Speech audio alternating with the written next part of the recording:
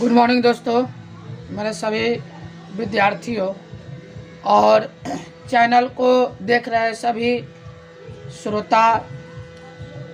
आप लोगों को अभी मैट्रिक के परीक्षा के लिए बायोलॉजी का सीरीज चालू किया हूं, जिसमें पिछले वीडियो में आप लोगों को जैव प्रक्रम से संबंधित पहला चरण जो पोषण का होता है उसके बारे में महत्वपूर्ण प्रश्नों का चर्चा किया था। आज आप लोगों को उसी पराक्रम के दूसरे चरण जो कि आपको बोर्ड पे दिखाई दे रहा है कि जैव पराक्रम का दूसरा जो चरण है श्वसन होता है, रेस्पिरेशन होता है। इस रेस्पिरेशन के बारे में आप लोगों से आज जो उस पाठ का सबसे महत्वपूर्ण जो आने वाले पिछले बीते हुए मैट्रिक की परीक्षा में जो भी प्रश्न पूछा गया है उन सभी प्रश्नों के उत्तर व्याख्या सहित आप लोगों को मैं बताऊंगा। तो वीडियो को चालू करने से पहले आप लोगों से एक छोटा रिक्वेस्ट है कि अगर मेरे चैनल पर नया वीडियो देख रहे हैं तो कृपया इस चैनल को सब्सक्राइब करें, साथ ही साथ इस वीडियो को अधिक से अधिक देखें ताकि आपको सभी प्रश्न आपके कंठस्थ याद हो जाए, ताकि आपको परीक्षा में किसी प्रकार की दिक्कत न हो। तो विद्यार्थियों, इसमें मैं उन सभी प्रश्नों का संग्रह करना चाहता हूं जो बार बार बिहार बोर्ड के परीक्षा में पूछा जाता है। तो आइए सबसे पहले मैं क्वेश्चन बैंक से जो भी 10-15 सालों के अंदर जो प्रश्न आए हैं उनका चर्चा करूंगा। चर्चा करने से पहले श्वसन पर चर्चा कर लेते हैं कि आखिर श्वसन क्या होता है। तो श्वसन एक जैव प्रक्रम का दूसरा चरण है, मानव शरीर की क्रिया है, सजीवों का लक्षण है जिससे सजीव पहचाने जाते हैं। और श्वसन का मुख्य परिभाषा जितने भी इस धरती पर जीव, चाहे वनस्पति हो या जंतु हो, सारे श्वसन करते हैं।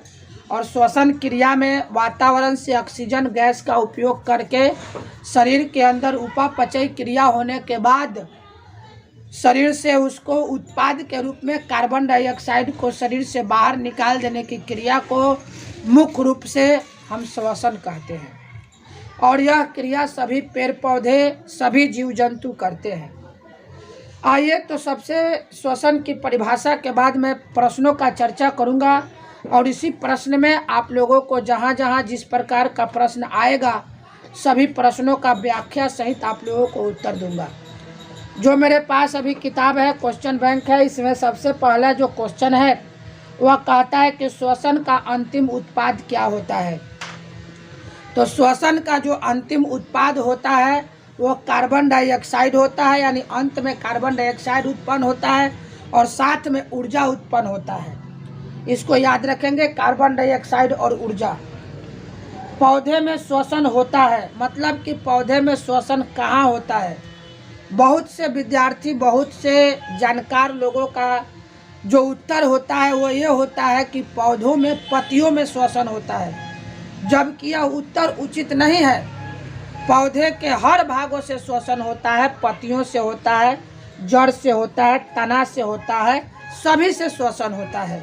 इस बात को याद रखिएगा, नहीं तो बहुत से कम जानकार लोग केवल पत्तियों को उत्तर मानते हैं।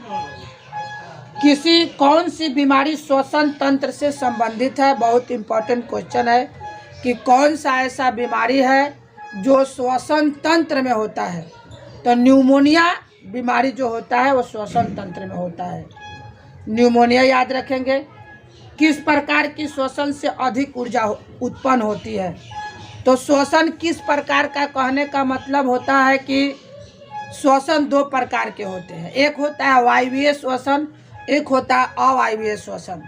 यानी कि वायवीय श्वसन का मतलब होता है कि वायु की उपस्थिति में होता है और अवायवीय श्वसन का मतलब होता है वायु के अनुपस्थिति में। तो ऊर्जा की जो बात होती है, वायवीय श्वसन में अधिक ऊर्जा उत्पन्न होता है, याद रखेंगे। मछली के श्वसन अंग का नाम क्या है। तो आप बोलेंगे मछली के श्वसन अंग का नाम को बताने से पहले आपको ऐसा बात बता देता हूँ जिससे आपका सभी उत्तर क्लियर हो जाएगा। पूरे जीव जगत में, पूरे जंतु जगत में 3 प्रकार की श्वसन अंग होते हैं। सबसे पहला जो श्वसन अंग है वो त्वचा है। वैसे जीव जो विकसित नहीं होते वो त्वचा से श्वसन करते हैं।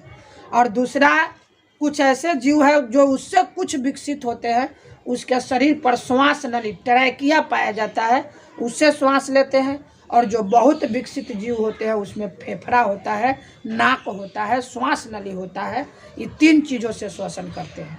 तो मछली जो है, मछली का जो श्वसन अंग है वह न त्वचा है, न श्वास नली है, न फेफड़ा है, बल्कि मछलियाँ गल्फर से सांस लेती है। गल्फरा या उसे गिल्स भी कहा जाता है, गिल्स कह सकते हैं या गल्फरा कह सकते हैं। कहता है तिलचट्टे में कितने जोड़ी श्वास रंध्र यानी श्वास नली पाया जाता है। तो आपको पता होना चाहिए कि तिलचट्टा या कॉकरोच भी कह सकता है, इसमें आपको 10 जोड़ा श्वास नली या श्वास रंध्र पाया जाता है। निम्नलिखित में किस कोशिकांग को ऊर्जा मुद्रा का मतलब होता है ऊर्जा स्टोरेज करने का एक डिवाइस को ऊर्जा मुद्रा कहते हैं, जो हमारे शरीर में श्वसन क्रिया के बाद होता है, श्वसन क्रिया के रूप में श्वसन क्रिया करने के दौरान बनता है, जिसे एटीपी कहते हैं। एटीपी एक प्रकार का बैंक है जो ऊर्जा को स्टोर करके रखता है। फिर कहता है कि अगला क्वेश्चन कहता है कि एथाइल अल्कोहल किस प्रकार की श्वसन में बनता है। एथाइल अल्कोहल कहे चाहे एथेनॉल कहे, रासायनिक यौगिक है, दोनों का नाम बात एक ही होता है। एथिल अल्कोहल या एथाइल अल्कोहल या एथेनॉल दोनों एक ही बात है, जो कि अवायवीय श्वसन में, याद रखेंगे, अवायवीय श्वसन में बनता है। पाइरुवेट के विखंडन से कार्बन डाइऑक्साइड जल तथा ऊर्जा देता है, और यह क्रिया कहाँ होती है। तो पाइरुवेट का विखंडन कहाँ होता है, तो यह पाइरुवेट का विखंडन जो आपका होता है माइटोकॉन्ड्रिया, जिसे power house of the cell, कोशिका का ऊर्जा गृह कहा जाता है, वहीं पे होता है। पौधे में श्वसन क्रिया के अंतर्गत एटीपी के टूटने से कितनी ऊर्जाएं मुक्त होती है। देखिए, इसका कोई खास प्रमाण नहीं है, लेकिन 30 के लगभग में 30 किलो जूल प्रति मोल की दर से पेड़ पौधे में 30 के लगभग में ऊर्जाएं उत्पन्न होती है। इसमें ऑप्शन दिया है 30.5, तो इसी को मारा जाएगा 30.5 को। अगला क्वेश्चन है कि किस प्रकार की श्वसन में अधिक ऊर्जा मुक्त होती है। अभी इसके पहले मैं बताया था कि अवायवीय श्वसन में अधिक ऊर्जा मुक्त होता है। फिर अगला क्वेश्चन कहता है कि ग्लाइकोलाइसिस कहाँ होता है। ग्लाइकोलाइसिस श्वसन क्रिया की एक पार्ट का, एक क्रिया का नाम है ग्लाइकोलाइसिस। वह आपको गाल्जी कॉम्प्लेक्स, मतलब गाल्जी उपकरण एक कोशिका का भाग है, गाल्जी उपकरण। उसी गाल्जी उपकरण में आपका होता है, क्रिया का नाम है ग्लाइकोलाइसिस। किस पौधे में रंध्र अनुपस्थित, मतलब कि रंध्र नहीं होता है। पौधे हैं जिनके पत्तियों में रंध्र नहीं होता है, उसका नाम है हाइड्रिला होता है, जिसमें कि रंध्र नहीं होता है। अगला क्वेश्चन है किण्वन क्रिया पाई जाती है, मतलब किण्वन क्रिया कहाँ होता है। तो किण्वन क्रिया आपको ईस्ट में होता है, ईस्ट एक जीव है, ईस्ट में किण्वन क्रिया होता है। ट्रैकिया किस जीव का श्वसन अंग है। ट्रैकिया मीन्स अंग्रेजी हो गया, ट्रैकिया जो है अंग्रेजी है, उसका हिंदी जो होता है श्वास नली होता है। तो श्वास नली में आपका ट्रैकिया किस में होता है। ऑप्शन है हाइड्रा, स्टारफिश, कॉकरोच, पाइला। तो कॉकरोच माने तिलचट्टा, तो तिलचट्टा में श्वास नली पाया जाता है। दोस्तों, और भी बहुत प्रकार के प्रश्न है जो कि आपको अभी हम बता रहे हैं, जिसका उत्तर आप लोगों को पता होना चाहिए। कि अब कहेगा कि मनुष्य का श्वसन अंग कौन सा है, तो फेफड़ा होगा, है कि नहीं। फिर कहता है कि ऑक्सीजन की उपस्थिति में होने वाले श्वसन क्रिया को क्या कहते हैं। ऑक्सीजन की उपस्थिति, निश्चित बात है कि जब ऑक्सीजन की उपस्थिति होगा तो उसको वायुवीय श्वसन कहा जाता है। वायु, क्योंकि वायु की उपस्थिति में। तिलचट्टा का श्वसन अंग का क्या नाम है। अभी आपको बताया कि तिलचट्टे का श्वसन अंग का नाम है ट्रैकिया कहिए या श्वास नली कहिए। मछली किस अंग द्वारा श्वसन करती है? तो अभी बताया कि मछली के श्वसन अंग का नाम है आपको गिल्स या गलफड़ा। ऑक्सीजन की अनुपस्थिति में, तो उपस्थिति में वायवीय होता है, तो अनुपस्थिति में क्या होगा? तो अवायवीय श्वसन होगा। किण्वन किस प्रकार का श्वसन है? मतलब किण्वन की क्रिया किस प्रकार की श्वसन में? देखिए क्वेश्चन मैट्रिक क्लास में ऐसे ऐसे पूछे जाते हैं। कुछ प्रश्न 10 से 15% प्रश्न ऐसा पूछा जाता है जो कि आपके प्रश्न जो होते हैं कुछ आपके दिमाग को, टेक्निक को चेक करने के लिए दिया जाता है। जैसे बोल दिया कि किण्वन किस प्रकार का श्वसन है, तो भाई किण्वन किसी प्रकार का श्वसन नहीं है। श्वसन तो दो ही होता है, वायवीय और अवायवीय। लेकिन आखिर किण्वन क्या है? तो इसका मुख्य अर्थ यह है कि ये पूछना चाहता है आपसे कि किण्वन किस प्रकार की श्वसन में होता है। तो अवायवीय श्वसन में किण्वन की क्रिया होता है जो कि आपको एथिल अल्कोहल एथेनॉल बनता है। इसके बाद है कि स्थलीय और जलीय जीव श्वसन क्रिया के लिए किस प्रकार की ऑक्सीजन प्राप्त करते हैं? स्थल पर रहने वाला जीव कैसे ऑक्सीजन प्राप्त करता है और जल में रहने वाला जीव कैसे करता है? तो आपको स्थल पर जो भी जीव होता है वो स्थल पर रहने वाला, जमीन पर रहने वाला जो भी जीव है, चाहे वो आदमी हो, जानवर हो, कुत्ता हो, पक्षी हो, कुछ भी हो, वो सभी जीव वातावरण से जो प्रकाश संश्लेषण क्रिया जो होती है पेड़ पौधे में, उससे जो उत्पन्न होता है ऑक्सीजन, उस ऑक्सीजन को लेकर श्वसन क्रिया करते हैं। और जो जल में जीव पाए जाते हैं वो जल में घुलित ऑक्सीजन, चूँकि जल का रासायनिक सूत्र H2O होता है, उसमें हाइड्रोजन भी है, ऑक्सीजन भी है। तो जल में जो घुलित ऑक्सीजन होता है उसको अपने शारीरिक क्रिया द्वारा जल से ऑक्सीजन को निकाल कर श्वसन क्रिया करते हैं। किण्वन किस प्रकार का श्वसन है? आपको बता दिया। श्वसन के मध्यवर्ती पदार्थ क्या है? तो श्वसन जब होती है तो हम लोग ऑक्सीजन लेते हैं और कार्बन डाइऑक्साइड छोड़ते हैं। श्वसन की मुख्य परिभाषा हो गया कि ऑक्सीजन को लेना, कार्बन डाइऑक्साइड को छोड़ना। तो मध्यवर्ती पदार्थ क्या है? मतलब कि बीच में क्या होता है? ऑक्सीजन को लिया, कार्बन डाइऑक्साइड को छोड़ा, बीच में क्या होता है? तो बीच में भोजन का पाचन होता है जो कि ऑक्सीकरण अभिक्रिया होती है। उस ऑक्सीकरण अभिक्रिया में जो ग्लूकोज बनता है, जो हमारे भोजन का मुख्य पदार्थ ग्लूकोज बनता है, वह ग्लूकोज हमारा मध्यवर्ती पदार्थ कहलाता है। बहुत ही इंपॉर्टेंट क्वेश्चन है जिसको आप समझ सकते हैं। फिर कहता है कि श्वसन की परिभाषा दे, तो श्वसन की परिभाषा तो आपको हमने पहले ही बता दिया कि श्वसन क्या है भाई। तो श्वसन वातावरण से ऑक्सीजन को लेना और कार्बन डाइऑक्साइड को छोड़ देना, यही श्वसन कहलाता है। मछली, मच्छर, केचुआ, मनुष्य के श्वसन अंगों का नाम लिखे। तो मछली का श्वसन अंग गिल्स होता है, गलफड़ा होता है। मच्छर का श्वसन अंग जो होता है वह त्वचा यानी ट्रैकिया से लेता है। केचुए का त्वचा से लेता है, मनुष्य फेफड़ा से लेता है। श्वसन और दहन में कोई दो अंतर बताइए। श्वसन जो है और दहन, तो श्वसन क्या है? तो श्वसन आपका एक शारीरिक क्रिया है और दहन क्या है? तो दहन जलने की क्रिया कहते हैं। जब कोई हम पदार्थ को जलाते हैं तो उसको दहन की क्रिया कहते हैं। तो दोनों में यही अंतर है कि अंतर आपको बताना है। तो श्वसन भी ऑक्सीकरण अभिक्रिया है और दहन भी ऑक्सीकरण है, लेकिन अंतर है कि श्वसन शरीर के अंदर होता है और दहन शरीर के बाहर होता है। और श्वसन में ऊर्जाएँ जो होती है कम निकलती है और ऊष्मा बहुत कम निकलता है, लेकिन दहन में ऊर्जा और ऊष्मा दोनों काफ़ी मात्रा में निकलता है। तो आपको दो अंतर बता दिया।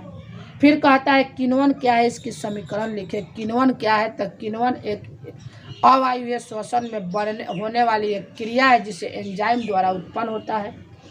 फिर कहता है कि वायवीय और अवायवीय श्वसन में क्या अंतर है? कुछ जीवों के नाम लिखो जिसमें अवायवीय श्वसन होता है। मतलब कि अवायवीय और वायवीय श्वसन का मुख्य अंतर बस इतना ही आपको जानना है। मुख्य अंतर यही होता है कि अवायवीय श्वसन जो होता है वायु के अनुपस्थिति में होता है, मतलब जब वायु नहीं रहता है तब होता है। और वायवीय श्वसन जो होता है वायु के उपस्थिति में होता है, यानी जब वायु रहता है तब होता है। श्वसन और श्वासोच्छ्वास में क्या अंतर है? बहुत इंपॉर्टेंट क्वेश्चन है कि श्वसन और श्वासोच्छ्वास। तो श्वसन और श्वासोच्छ्वास अगर देखा जाए तो दोनों एक ही बात है, लेकिन अंतर होता है। क्या अंतर होता है? तो श्वसन में ऑक्सीजन को लेना, शरीर के अंदर ले जाना, उपापचय क्रिया करना, भोजन का पाचन करना, फिर कार्बन डाइऑक्साइड को उत्पन्न कर देना, 3 चरण हो गया। ऑक्सीजन को लेना, उपापचयी क्रिया मतलब भोजन का पाचन करना, और तीसरा में कार्बन डाइऑक्साइड का उत्पन्न होना। ये तीनों क्रियाएं संपूर्ण रूप से श्वसन कहलाती है। जबकि श्वासोच्छ्वास का मतलब श्वासोच्छ्वास जो होता है दो शब्द से बना है, एगो हो गया उच्छ्वास, एगो प्रश्वास। उच्छ्वास और प्रश्वास दो प्रकार के शब्दों से बना है। उच्छ्वास का मतलब होता है कि आपको ऑक्सीजन को लेना, और प्रश्वास का होता है ऑक्सीजन का लेना, और उच्छ्वास का मतलब होता है छोड़ देना। यानी दोनों, केवल ऑक्सीजन को लेना और कार्बन डाइऑक्साइड को छोड़ देना, इसी दो क्रिया को सम्मिलित रूप से हम लोग कहते हैं श्वासोच्छ्वास। जबकि वायवीय श्वसन में, जबकि आपको क्या कहते हैं, जबकि श्वसन में उपापचयी क्रिया सम्मिलित होता है। कहता है कि ग्लूकोज के ऑक्सीजन के विभिन्न जीवों को ऊर्जा प्राप्त करने के लिए विभिन्न मार्ग क्या है। ग्लूकोज के ऑक्सीकरण से विभिन्न जीवों को ऊर्जा, तो ग्लूकोज के ऑक्सीकरण से आपको ऊर्जा प्राप्त करने का मात्र एक माध्यम है, जिस माध्यम का नाम है हमारा श्वसन। क्योंकि श्वसन नहीं होगा तो ग्लूकोज का ऑक्सीकरण नहीं होगा, ऑक्सीकरण नहीं होगा तो हमारे शरीर को ऊर्जा नहीं मिलेगी। इसके बाद कहता है अधिक व्यायाम अधिक व्यायाम करने के दौरान खिलाड़ी के शरीर में क्रैम्प होने लगता है, क्यों? अर्थात जब हम ज़्यादा दौड़ लेते हैं या कोई बहुत कठिन काम कर लेते हैं या कुछ भी ऐसा काम करते हैं जिसमें शारीरिक मेहनत ज़्यादा होता है तो हमारे क्रैम्प हो जाता है। क्रैम्प का मतलब हमारे पैर में, हाथ में दर्द होने लगता है। दर्द होने का कारण यही होता है कि हमारे पेशियों में एथेनॉल बन जाता है। एथेनॉल बनने के कारण, किण्वन के क्रिया के कारण हमारे दर्द होता है। आखिर किण्वन की क्रिया एथेनॉल बनता है क्यों है? तो जब हम कोई भी भारी काम, हार्ड काम करते रहते हैं या दौड़ते हैं, उस समय श्वसन क्रिया की दर बहुत धीमा होता है, बहुत धीमा होता है। जितनी ऑक्सीजन की ज़रूरत हमें चाहिए उतना ऑक्सीजन हो नहीं पाता है। इसी कारण ऑक्सीजन पूर्ण श्वसन नहीं होने के कारण हमारे शरीर में एथेनॉल बन जाता है और दर्द होने लगता है। आगे क्वेश्चन आपका है कि मानव श्वसन तंत्र का नामांकित चित्र, तो आप इसको किताब से देख लेंगे। ऑक्सी अनॉक्सी श्वसन के अंतर लिखे, ऑक्सी श्वसन की क्रिया को, विधि को बताए। तो ऑक्सी श्वसन और अनॉक्सी श्वसन का मतलब वही वायवीय और अवायवीय श्वसन होता है। तो ऑक्सी श्वसन और अनॉक्सी श्वसन का मतलब हो गया कि जो श्वसन ऑक्सीजन की उपस्थिति में वो ऑक्सी श्वसन, जो श्वसन ऑक्सीजन की अनुपस्थिति में होता है वह आपका अनॉक्सी श्वसन कहलाता है। तो मुख्य रूप से आपको ये सारी प्रश्न आपको पूछा गया था, जिसको आपको हमने उत्तर को पढ़कर बता दिया। अब आप विद्यार्थियों को सबसे पहले ये बात सोचना चाहिए कि आपको जब ये चीज़ें पढ़ाई गई तो इसको पढ़ कर के करना क्या है। तो जैसे अब आपको हमने बता दिया कि तिलचट्टा में 10 ट्रैकिया श्वास नली पाई जाती है, तो कोई ज़रूरी नहीं है कि आपको तिलचट्टा का ही पूछेगा, दूसरे जीव का भी पूछ सकता है। तो किताब के सहारे से इन प्रश्नों को आपको उत्तर और अधिक से अधिक खोजना है, ताकि आपके जो परीक्षा में जो भी प्रश्न आते हैं वह प्रश्न आपको कोई भी छूटना न पाए। आपको फिर आपको कुछ बात मैं अंत में बताना चाहता हूं कि ये जो साइंस की परीक्षा हमारे बिहार विद्यालय परीक्षा समिति द्वारा ली जाती है, इस साइंस की परीक्षा में दीर्घ उत्तरीय प्रश्न एक पूछा जाता है। पूरे फिजिक्स, केमिस्ट्री, बायोलॉजी, भौतिक, रसायन विज्ञान और जीव विज्ञान प्रत्येक किताबों से मात्र एक दीर्घ उत्तरीय पूछा जाता है। पूरे किताब से 7 गो 8 गो लेसन होता है, चैप्टर होता है, उन सभी में से मिलाकर के मात्र और केवल एक ही प्रश्न पूछा जाता है दीर्घ उत्तरीय। और जितनी भी प्रश्न पूछी जाती है वह या तो ऑब्जेक्टिव के रूप में पूछी जाती है, अति लघु उत्तरीय पूछा जाता है या लघु उत्तरीय पूछा जाता है। तो सभी छात्रों से एक निवेदन होगा कि आप लोग जितने भी छोटे प्रश्न हैं उन सबों को याद करने में बहुत ज़्यादा ध्यान अगर लगाएंगे तो आप लोगों का रिजल्ट बहुत अच्छा होगा। धन्यवाद।